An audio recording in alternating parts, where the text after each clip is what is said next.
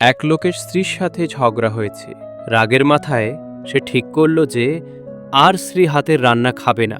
স্ত্রী অনেক অনুরোধ করল, কিন্তু লোকটি কিছুতেই রাজি হল না।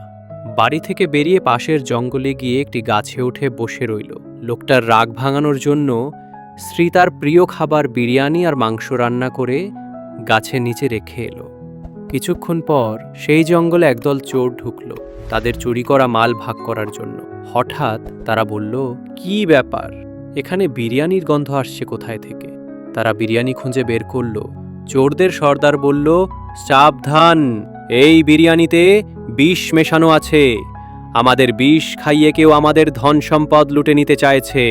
চোরেরা চারপাশে খুঁজে গাছের উপর বসে থাকা লোকটিকে দেখতে পেল। তারা লোকটিকে জোর করে গাছ থেকে নামিয়ে বলল, ব্যাটা চোরের ওপর বাটপাড়ি, আমাদের বিষ মেশানো বিরিয়ানি খাওয়াবি? এবার তুই খা তোর বিষ মেশানো বিরিয়ানি।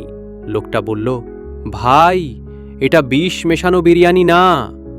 কথা শেষ হবার আগেই চোরের সর্দার এক থাপ্পড় মেরে তার গাল লাল করে দিল। শেষ পর্যন্ত লোকটা বাধ্য হয়ে তার স্ত্রীর রান্না করা বিরিয়ানি খাল।